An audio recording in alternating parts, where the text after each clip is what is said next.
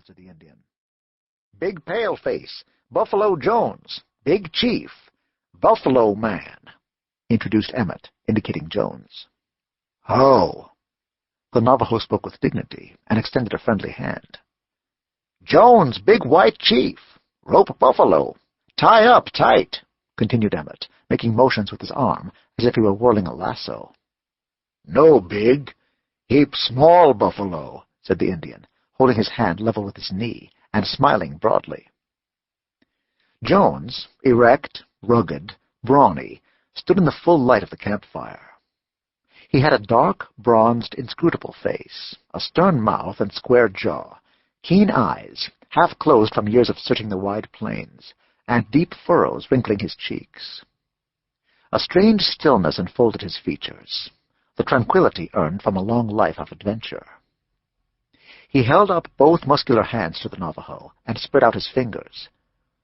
"Rope buffalo, heap big buffalo, heap many, one son." The Indian straightened up, but kept his friendly smile. "Me big chief," went on Jones. "Me go far north, land of little sticks. Naza, Naza. Rope muskox, rope wild Manitou of great slaves. Naza, Naza." "Naza," replied the Navajo, pointing to the North Star. "No, no." "Yes, me big paleface. Me come long way toward setting sun. Go cross big water. Go buckskin. Siwash. Chase cougar."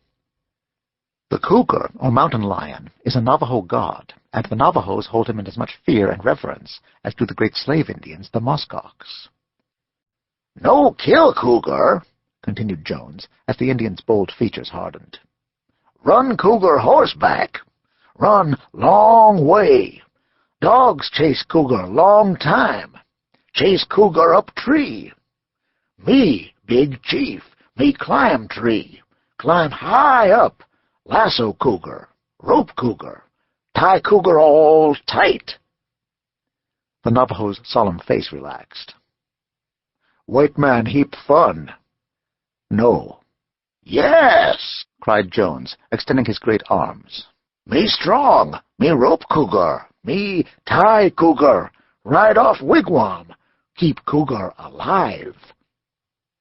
"No," replied the savage vehemently. "Yes," protested Jones, nodding earnestly. "No," answered the Navajo, louder, raising his dark head.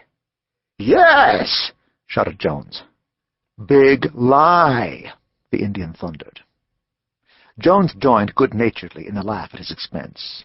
The Indian had crudely voiced a skepticism I had heard more delicately hinted in New York, and, singularly enough, which had strengthened on our way west, as we met ranchers, prospectors, and cowboys. But those few men I had fortunately met, who really knew Jones, more than overbalanced the doubt and ridicule cast upon him. I recalled a scarred old veteran of the plains, who had talked to me in true Western bluntness. "Say, young feller, I heard you couldn't get across to the canyon for the deep snow on the north rim. Well, you're lucky. Now, you hit the trail for New York and keep going. Don't ever tackle the desert, especially with them Mormons. They've got water on the brain, wusser'n religion. It's 250 miles from Flagstaff to Jones Range, and only 2 drinks on the trail. I know this yar Buffalo Jones. I knowed him way back in the 70s, when he was doing them roping stunts that made him famous as the preserver of the American Bison. I know about that crazy trip of his'n to the Barren Lands after muskox, and I reckon I can guess what he'll do over there in the Siwash. He'll rope cougars, sure he will, and watch 'em jump. Jones would rope the devil and tie him down if the lasso didn't burn. Oh, he's hell on roping things, and he's wusser'n hell on men and horses and dogs." All that my well-meaning friend suggested made me, of course, only the more eager to go with Jones. Where I had once been interested in the old buffalo hunter, I was now fascinated. And now I was with him in the desert and seeing him as he was, a simple, quiet man who fitted the mountains and the silences and the long reaches of distance. "It does seem hard to believe, all this about Jones," remarked Judd, one of Emmett's men. "How could a man have the strength and the nerve? And isn't it cruel to keep wild animals in captivity? Isn't it against God's word?" Quick as speech could flow, Jones quoted, "And God said, 'Let us make man in our image, and give him dominion over the fish of the sea, the fowls of the air, over all the cattle, and over every creeping thing that creepeth upon the earth.'" "Dominion over all the beasts of the field," repeated Jones, his big voice rolling out. He clenched his huge fists and spread wide his long arms. "Dominion! That was God's word." The power and intensity of him could be felt. Then he relaxed, dropped his arms, and once more grew calm. But he had shown a glimpse of the great, strange, and absorbing passion of his life. Once he had told me how, when a mere child, he had hazarded limb and neck to capture a fox squirrel, how he had held on to the vicious little animal, though it bit his hand through, how he had never learned to play the games of boyhood, that when the youths of the little Illinois village were at play, he roamed the prairies, or the rolling, wooded hills, or watched a gopher hole. That boy was father of the man. For 60 years, an enduring passion for dominion over wild animals had possessed him, and made his life an endless pursuit. Our guests, the Navajos, departed early, and vanished silently in the gloom of the desert. We settled down again into a quiet that was broken only by the low, chant-like song of a praying Mormon. Suddenly the hounds bristled, and old Mose, a surly and aggressive dog, rose and barked at some real or imaginary desert prowler. A sharp command from Jones made Mose crouch down, and the other hounds cowered close together. "Better tie up the dogs," suggested Jones. "Like as not, coyotes run down here from the hills." The hounds were my especial delight, but Jones regarded them with considerable contempt. When all was said, this was no small wonder, for that quintet of long-eared canines would have tried the patience of a saint. Old Mose was a Missouri hound that Jones had procured in that state, of uncertain qualities, and the dog had grown old over coon trails. He was black and white, grizzled and battle-scarred, and if ever a dog had an evil eye, Mose was that dog.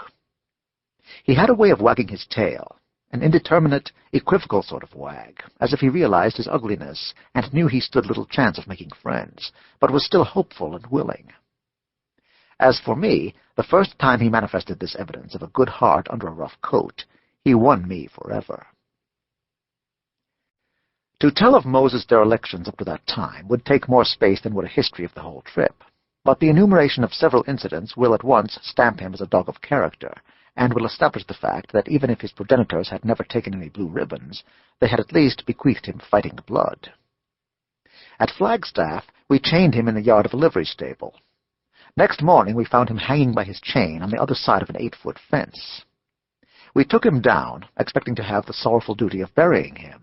But Mose shook himself, wagged his tail, and then pitched into the livery stable dog. As a matter of fact, fighting was his forte. He whipped all of the dogs in Flagstaff, and when our bloodhounds came on from California, he put 3 of them hors de combat at once, and subdued the pup with a savage growl. His crowning feat, however, made even the stoical Jones open his mouth in amaze. We had taken Mose to the El Tovar at the Grand Canyon, and finding it impossible to get over to the North Rim, we left him with one of Jones's men, called Rust, who was working on the canyon trail. Rust's instructions were to bring Mose to Flagstaff in 2 weeks.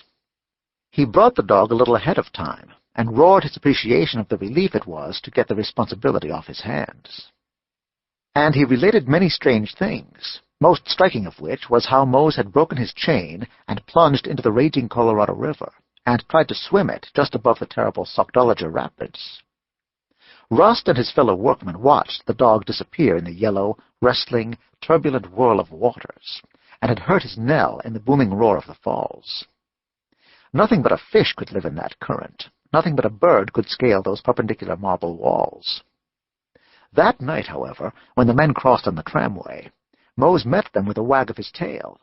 He had crossed the river, and